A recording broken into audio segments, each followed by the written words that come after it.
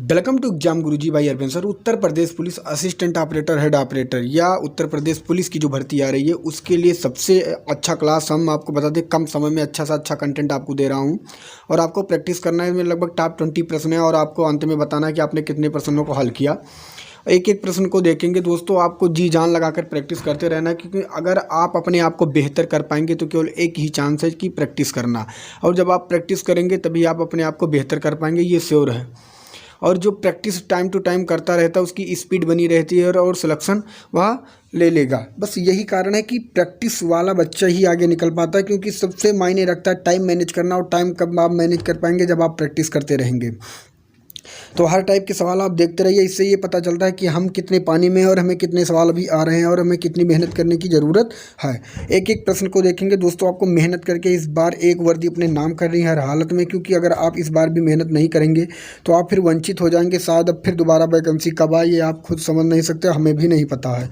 इसलिए आपको जी जान लगा देना। जो आपको नर्वस कर रहे हैं, ये समझ रहे हैं कुछ नहीं कर पाएगा, उन्हें तुम्हें कुछ ये इस तरह करके दिखाना है कि उन्हें भी विश्वास हो जाए कि यह बंदा कुछ भी कर सकता है। तो इसलिए आपको मेहनत करते रहना है। और जो तुम्हें डिमोटिवेट करते हैं दोस्तों, या तुम्हें बता रहे हैं ये संभव नहीं है, तो उनको तुम्हें कुछ कर दिखाने का यही एक चांस है दोस्तों। 2 या 3 महीना मेहनत कर लीजिए और आप अपने नाम एक वर्दी कर लीजिए। तो चलिए एक एक पॉइंट को देखेंगे और आपको कमेंट में बताना है दोस्तों कि आपको क्लास कैसी लगी। पहला प्रश्न आपके सामने, इसका उत्तर आपको बताना है। एक पेड़ हर वर्ष अपनी ऊंचाई का 1/8 के बराबर बढ़ जाता है। यदि आज उसकी ऊंचाई 64 सेंटीमीटर है तो 2 वर्ष बाद बढ़कर कितनी हो जाएगी। ऐसे सवालों को देखिए, क्या कहा गया, 1/8 पेड़ बढ़ता है। मानता हूँ कि पेड़ जो है 8 मीटर है या कुछ 8 सेंटीमीटर है, और हर साल 1 बढ़ता है। ऊपर 1 दिया गया है तो कितना हो गया, 9 हो गया। वह कितने साल बढ़ा, 2 साल। तो एक बार फिर वह 8 से फिर कितना हुआ, 9 हो गया। तो 2 साल बढ़ चुका। अब देखिए यहाँ 8 हटाए कितना हुआ, 64, और यहाँ कितना होगा, 9 9 कितना हो गया, 81। ऑल ओवर पहले कितना था, 64। तो इस 64 को अगर 64 से काटेंगे तो एक बार में जाएगा। फिर 81 को आप 1 से गुणा कर देंगे तो 81 1 में 81 हो जाएगा।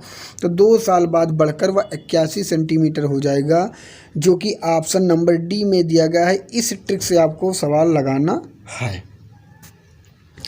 अगला प्रश्न आपके सामने, इसका उत्तर आपको देना है। यदि एक आयत की लंबाई 20% कम कर दी जाती है तथा चौड़ाई में 40% की कमी कर दी जाती है, तो आयत के क्षेत्रफल में कितने प्रतिशत की कमी होगी। मैं अगर मान लूँ कि आयत की लंबाई में भी 100 और चौड़ाई 100 है, ध्यान से समझिएगा, 100 है। हर चीज़ प्रतिशत में अगर बात किया जाए तो आप सदैव 100 मानिएगा। पहले 20% की कमी कर दी जाती, तो 100 से अगर 20 कम करेंगे तो कितना हो जाएगा, 80। फिर चौड़ाई में भी 40% की कमी कर दी जा रही है, अगर वह भी 100 है, अगर आप 40 कम करेंगे तो कितना हो जाएगा, 60।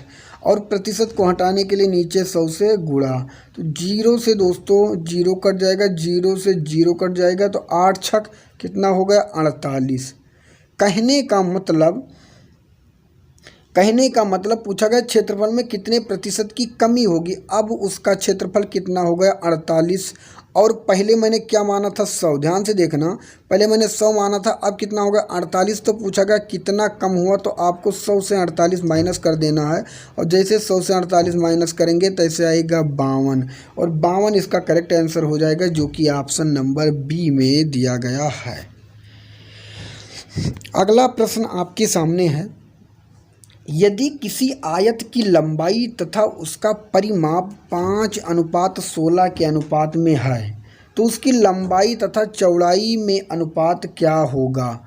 मैंने मान लिया दोस्त, जो परिमाप का जो फार्मूला होता है, पहले आपको मैं बता दूं, परिमाप का जो फार्मूला होता है वह 2 और ब्रैकेट में होता है L+B। अब L से लंबाई और B से चौड़ाई आपको याद रखना है। कहा गया आयत की लंबाई, अगर L क्या है, आयत की लंबाई कितना दिया गया है, 5, तो मैं 5 लिख लूँगा। फिर कहा गया है और उसका परिमाप, और परिमाप का फार्मूला मैंने क्या बताया, 2L+B। कितना दिया गया है, वह दिया गया है 16, तो मैं यहाँ 16 लिख लेता हूँ। अब आप क्या देखेंगे, 2 से अगर मैं 16 को इधर काट दूँ तो यहाँ हो जाएगा 8। अब आप क्या देख रहे हैं, यल तो आपको मिला है, यल कितना है 5, और यल प्लस बी मिलकर कितना हो रहा है 8। यल प्लस बी मिलकर अगर 8 हो रहा है, यल 5 है तो बी कितना बचा। आप कहेंगे 8 से अगर हम 5 निकालेंगे तो बी बचा, कितना बचा, बी बचा 3। आप ध्यान से देख लेंगे, अगर यल 5 और यल प्लस बी मिलकर 8 हैं तो यल यहाँ भी 5 होगा और 5 में 3 जुड़कर तभी ये 8 बना। तो बी का मान आ गया 3 और यल का मान आ गया 5। तो पूछा गया लंबाई तथा चौड़ाई का अनुपात, तो 5:3 होगा, जो कि ऑप्शन नंबर डी में दिया गया है। अगला प्रश्न आपके सामने, इसका उत्तर आपको देना है। दोस्त अगर वीडियो आपको अच्छी लग रही है तो प्लीज़ वीडियो अपने मित्र तक ज़रूर शेयर करें, क्योंकि जो वीडियो मैं बनाता हूँ जब आप लोग उसमें अच्छा व्यू या अच्छा कंटेंट में देने के बाद भी अगर उसमें व्यू नहीं आता है और लाइक नहीं आता है तो नर्वस होने के बाद भी क्लास लेने का मन नहीं करता। इसलिए प्लीज़ अगर आप इसमें अगर कल तक इस वीडियो में 1000 व्यू प्लस 500 लाइक के करीब नहीं आएंगे तो फिर मैथ की क्लास बंद ही कर दी जाएगी, क्योंकि इतनी मेहनत करने के बाद भी अगर आप लोग जब क्लास को शेयर नहीं करेंगे तो बड़ा दुख होता है दोस्तों। इसलिए प्लीज़ आप चैनल को, अगर आप चैनल पर नए तो चैनल को सब्सक्राइब कर लीजिए और अपने मित्र तक ज़रूर शेयर करें, क्योंकि मैं कम समय में अधिक से अधिक अच्छा कंटेंट देने की कोशिश करता हूँ। अगला प्रश्न है, एक शहर की जनसंख्या 10% के दर से हर वर्ष बढ़ रही है, तदनुसार वर्तमान में जनसंख्या 4,84,000। दोस्तों ध्यान से देखना, यहाँ पे देखा 48,40,000 है, 48,40,000 है, तो वह 2 वर्ष पहले कितनी थी। अगर 10% को आप भिन्न में बदलेंगे तो भिन्न में बदलने के लिए नीचे 100 करते हैं, तो आप कहेंगे 10 एकम 10 और 10 दहम्मा 100। अब आपको पता होगा कि प्रतिशत को मैंने कैसे भिन्न में बदल दिया, तो 10% का भिन्न हो जाएगा 1/10। कहने का मतलब अगर आज वर्तमान में 10 है और 1 बढ़ी तो कितनी हो गई 11। ऐसे कितने साल बढ़ाए गए, तो आप कहेंगे एक कितने साल बढ़ाए गए हैं 2 साल, तो 2 बार करना है, 10 से फिर 11। अब 10 दहम्मा कितना हुआ दोस्तों 100 और 11 गिराई है कितना हुआ 121। कहने का मतलब 2 साल पहले यहाँ 100 था और 2 साल बाद जब इसका हुआ, 2 साल बीत जाने के बाद इसकी जनसंख्या 121 हो गई। लेकिन यहाँ 121 हो गई है, लेकिन 121 के बराबर दिया गया है 48,40,000। कितना दिया गया 48,40,000, ये समझ जाए। तो अगर इसे काटेंगे 121 से 484 को तो 4 बार में जाएगा और प्लस 4 जीरो लगा है। अब आपसे क्या पूछा गया है कि 2 वर्ष पहले कितनी थी, तो 2 वर्ष पहले 100। अब आपको क्या करना है, इस 40,000 को 100 से गुणा कर देना है, इस 40,000 को 100 से गुणा कर देना है। आपका आंसर आपके सामने आ जाएगा, जो कि ऑप्शन नंबर डी में दिया गया है। डी इसका करेक्ट आंसर हो जाएगा, जो कि 40 लाख होगा। अगला प्रश्न आपके सामने, इसका उत्तर आपको देना है। कोई धनराशि 10% चक्रवृद्धि वार्षिक दर पर 3 वर्ष में 6655 रुपये हो जाती है, तो धनराशि कितनी है। इसे भी करने का एक ही ट्रिक है, मैंने क्या बताया कि इस 10% को आप भिन्न में बदल लीजिए, तो आप क्या कहेंगे 1/10 होगा। भिन्न में बदलने के लिए प्रतिशत को हटाने के लिए नीचे 100 लिखते हैं, 10 एकम 10 और 10 दाम 100, इस तरह आपको भिन्न में बदल लेना है। जब आप प्रतिशत को बदलेंगे तो होगा 1/10। अगर पहले 10 था तो वह 1 बढ़ा, 1 साल में 11 हुआ। ये कितने वर्ष हुआ 3 साल, तो आपको 3 बार ऐसे कर देना है। अब इसे आप गुणा कर लेंगे, 10 दहम्मा 100 और 100 दहम्मा कितना हुआ 1000। इसे आप गुणा करेंगे, 11 गिराई है 121 और 121 को 11 से करेंगे तो होगा 1331। कहने का मतलब अगर 10 रुपये मूलधन था और 1 रुपये ब्याज मिला तो 11 रुपये मिला, लेकिन ये 3 साल में मूलधन आपका 11,000 था और जो ब्याज और मिश्रधन मिला 1331 मिला। लेकिन यहाँ कहा गया है 1331 नहीं, यहाँ 6655 बताया गया है।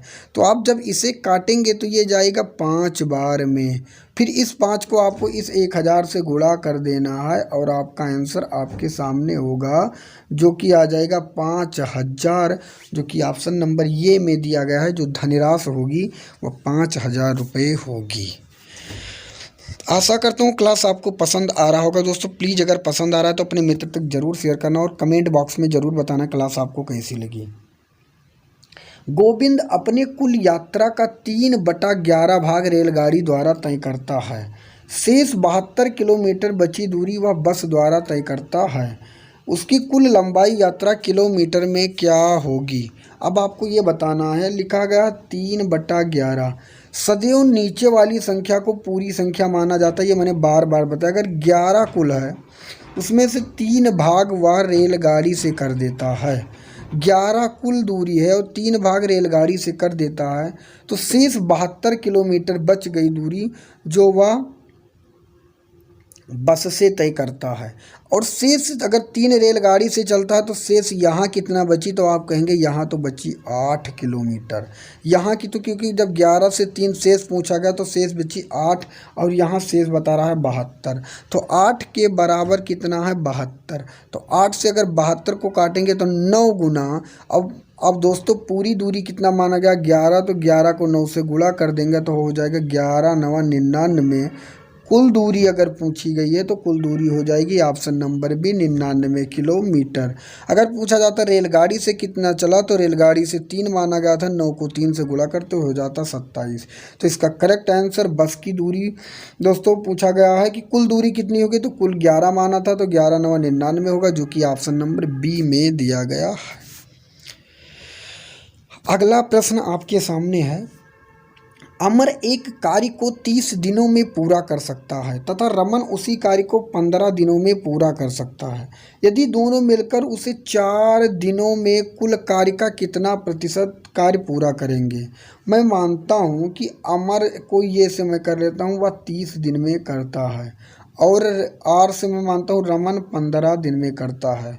कुल काम निकालने के लिए मैं देखूंगा इन दोनों का लासा लूँगा तो लासा आएगा 30। अब 30 से 30 को काटूंगा एक बार में, 15 से 30 को काटूंगा 2 बार में। कहने का मतलब अमन जो है एक दिन में 1 काम करेगा और रमन जो है एक दिन में 2 काम करेगा। और दोनों मिलकर एक दिन में, दोनों अगर मिल जाएं अमन और रमन, तो 2 और 1 दोनों मिलकर एक दिन में 3 काम करेंगे, क्योंकि 2 काम रमन करेगा और 1 काम अमन करेगा। तो दोनों मिलकर कितने करेंगे? 3 काम। और दोनों मिलकर कितने दिन काम करते हैं? 4 दिन। अगर दोनों मिलकर एक दिन में 3 काम करते हैं और 4 दिन काम करेंगे तो वो 4 दिन में 12 काम कर लेंगे। पूछा गया कुल कार्य का कितना प्रतिशत कार्य पूरा होगा? अगर 12 काम पूरा हुआ, प्रतिशत ज्ञात करने के लिए सदैव 100 से गुणा करते हैं। कुल कार्य कितना दिया गया? कुल कार्य है 30, तो नीचे लिखेंगे 30। अब 30 0 से 0 कट जाएगा, 3 से 12 को काटेंगे 4 बार में, 4 को 10 से गुणा करेंगे, आएगा 40% काम पूरा होगा, जो कि ऑप्शन नंबर सी में दिया गया है। आशा करता हूँ यह आपको वीडियो पसंद आ रहा होगा। अगर प्लीज़ दोस्तों पसंद आ रहा है और तरीका आपको पसंद आ रहा है तो प्लीज़ अपना फीडबैक कमेंट में ज़रूर दें और बताएं आपको क्लास कैसी लगी। अगर आप मुझसे कुछ पूछना चाहते हैं तो इंस्टाग्राम पे पूछ सकते हैं। इंस्टाग्राम पे सर्च करना होगा दोस्तों अरविंद जायसवाल का JAYSWAL और 000, ये सर्च करके आप मुझे इंस्टाग्राम पे फॉलो कर सकते हैं और वहाँ पे मैसेज कर सकते हैं। इसका PDF आपको हमारे टेलीग्राम चैनल पर मिल जाएगा, जिसका टेलीग्राम चैनल का नाम है exam Guruji by Arvind sir. Search करके आप जुड़ सकते हैं। अगला प्रश्न आपके सामने है, इसका उत्तर आपको देना है कि क्या होगा। 12 खिलाड़ियों वाले एक दल की औसत आयु 23 वर्ष है। यदि प्रशिक्षक की आयु भी शामिल की जाती है तो औसत आयु 2 वर्ष बढ़ जाती है। तो प्रशिक्षक की आयु वर्षों में कितनी है? तो 12 खिलाड़ियों की औसत आयु 23 वर्ष है। कुल अगर हम देखेंगे तो 12 3 कितना हुआ? 36 और 12 दूना 24, 25 26 27 276। यहाँ पे अभी 12 खिलाड़ी हैं। अगर टीचर को ले लिया जाए, प्रशिक्षक को ले लिया जाए तो कितना हो जाता है? 13 खिलाड़ी हो जाते हैं।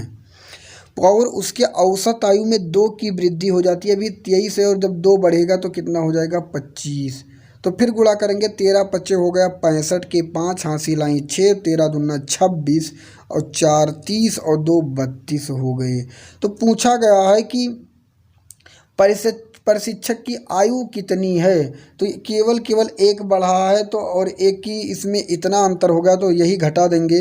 अगर हम 325 से 276 जब माइनस करेंगे तो आएगा 15 से 6 निकालेंगे 9। अब माइनस करके 325 से 276 जब माइनस करेंगे तो आएगा 49, जो कि ऑप्शन नंबर सी में दिया गया। सी इसका करेक्ट आंसर हो जाएगा।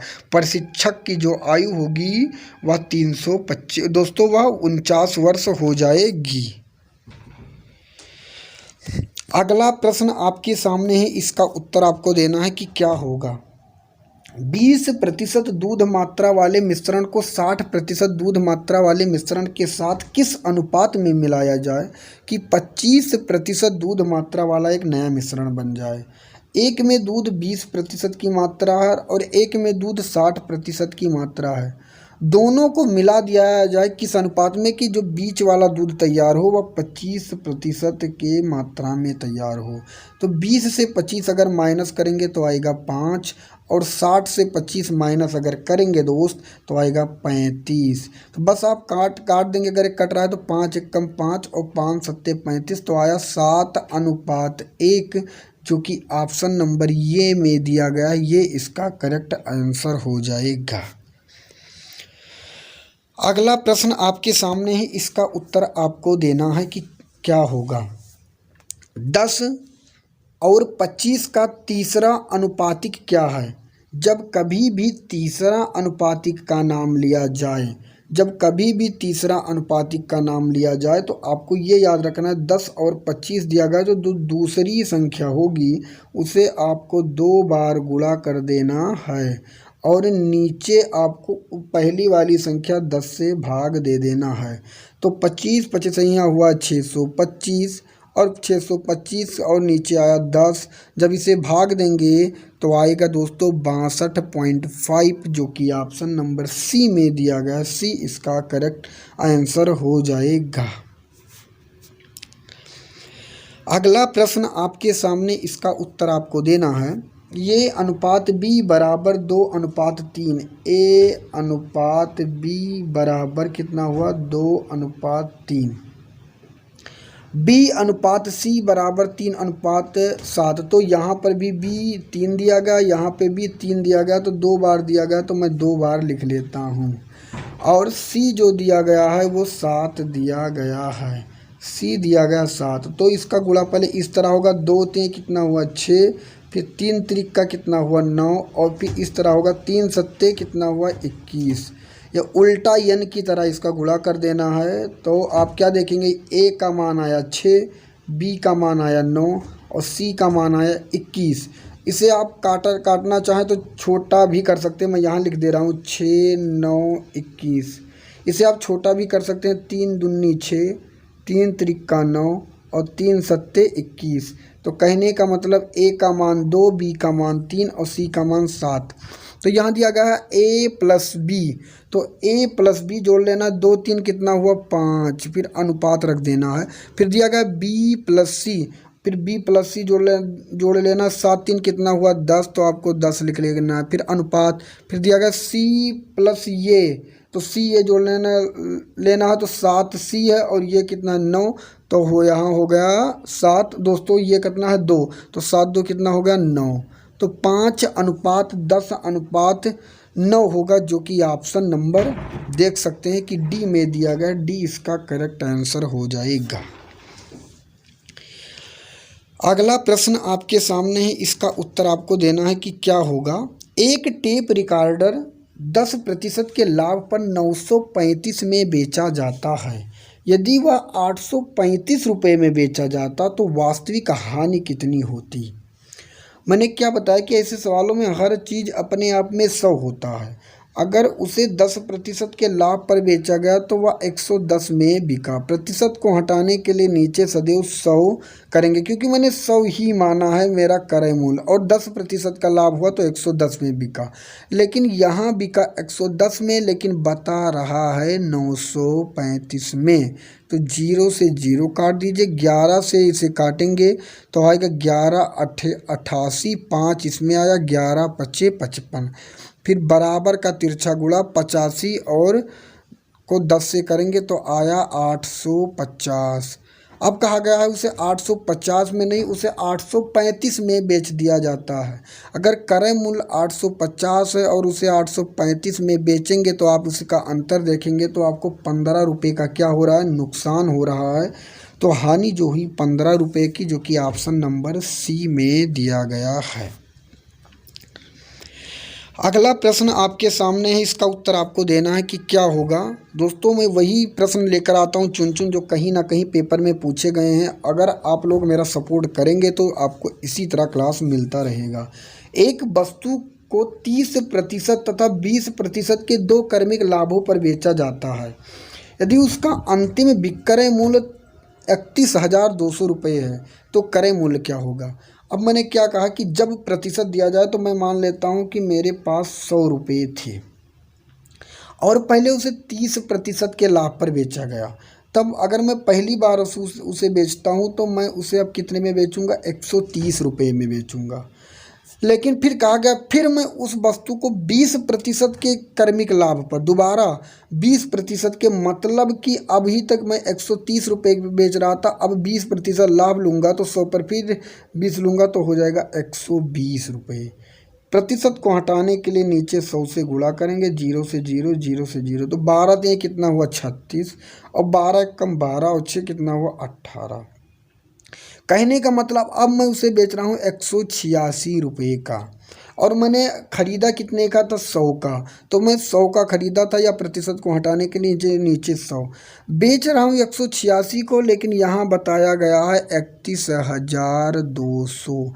तो 186 के बराबर 31,200 है। इसे काटेंगे, ये 2 बार में जाएगा, यहाँ हो जाएगा 200 और बराबर का तिरछा होता है गुणा 200 को अगर 100 से करेंगे तो होगा 20,000, जो कि ऑप्शन नंबर आपके सामने बी में दिया गया। 20 का करेक्ट आंसर हो जाएगा। अगला प्रश्न आपके सामने, इसका उत्तर आपको देना है। यदि किसी संख्या को 23% 690 है तो उस संख्या का 72% क्या होगा। अगर 23%, प्रतिशत को हटाने के लिए नीचे 100 और कितना है 690 है, तो 23 को अगर इसे काटेंगे तो 30 बार में जाएगा, 30 का तिरछा गुणा होगा दोस्तों 3,000 रुपये। फिर उसी संख्या का 72%, इनका 72% आप निकाल लीजिए बस, 0 से 0, 0 से 0 और इसे गुणा करेंगे, हुआ 3 दूनी 6, 3 सत्ते 21, 160 आया, जो कि ऑप्शन नंबर सी में दिया गया है। सी इसका करेक्ट आंसर हो जाएगा। अगला प्रश्न आपके सामने, इसका उत्तर आपको देना है। एक विवाह समारोह में, दोस्तों मैं कम समय में अधिक से अधिक प्रश्न करवाने की कोशिश करता हूं, और अगर आपको क्लास अच्छा लग रहा है तो प्लीज़ आप फीडबैक कमेंट में अपना ज़रूर दीजिएगा और अपने मित्र तक ज़रूर शेयर करिएगा। एक विवाह समारोह में 32% महिलाएं हैं और 54% पुरुष हैं और 196 बच्चे हैं, तो उस विवाह समारोह में पुरुष कितने हैं। मैंने क्या कहा कि हर चीज़ अपने आप में 100 मानना है आपको। अगर 32% महिलाएं हैं और 54% पुरुष हैं तो दोनों मिलाकर आप ऐड करेंगे तो 4 2 6 और 5 3 8, कितने प्रतिशत हो गए 86। और अगर कुल 100 माना आपने, अगर 86% केवल महिलाएं और पुरुष हैं तो आप इसका अंतर देखेंगे तो केवल आया, माइनस करेंगे 14%। तो 14% क्या बचे, 14% केवल बचे बच्चे। लेकिन यहाँ दिया गया है 14%, यहाँ दिया गया है 196, तो 14 के बराबर 196। तो पूछा गया है पुरुष की संख्या कितनी है, तो पुरुष की संख्या कितनी है, तो आप अगर देखेंगे पुरुष के लिए कितना दिया गया है 54, तो आपको नीचे 54 कर देना है। पुरुष दिया गया है इसलिए 54 करना है आपको। अब 14 से 196 को काटेंगे तो 14 बार में कट जाएगा। अब 14 को बराबर का तिरछा गुणा करेंगे, 14 चौका 56 के 6 और 14 पंचे 70 और 5 75, 756 आया, जो कि ऑप्शन नंबर ये में दिया गया है। ये इसका करेक्ट आंसर हो जाएगा। अगला प्रश्न आपके सामने है, इसका उत्तर आपको देना है कि क्या होगा। बाहर क्यूब दिया गया है दोस्तों, घन दिया गया है, तो आप क्या करेंगे, आप ध्यान से देखेंगे 125 को अब जब 4 से गुणा करेंगे, 125 को जब 4 से गुणा करेंगे तो होगा 500, और 500 में 12 जोड़ेंगे तो होगा 512। क्योंकि जब इस तरह अगर कोई सवाल दिया गया, मैंने एग्जांपल में बता रहा हूँ, तो 6 त्रिक कितना हुआ 18, अब 18 में 2 ऊपर जोड़ते हैं तो होगा 20 और नीचे होगा 6। इसी तरह आपको इसमें करना है, 125 चौका 500 और 500 में 12 जोड़ेंगे तो ऊपर होगा 512, नीचे होगा 125, और इसका आपको घनमूल देख लेना है क्या होगा। तो ये जो दिया गया है ये 8 का क्यूब है, 8 अठाई 64 अट्ठे 512, और ये 125 जो है ये 5 का है, तो ये आया 8/5। और 8/5 इन चारों ऑप्शन में कहाँ पे लिखा है, आप ध्यान से देखेंगे तो ऑप्शन नंबर सी में लिखा है, क्योंकि 5 एकम 5 और 5 3 क्या लिखा है 8/5, जो कि ऑप्शन नंबर सी में दिया गया है। अगर आप ये चेक करना चाहें तो भाग दे के चेक कर सकते हैं।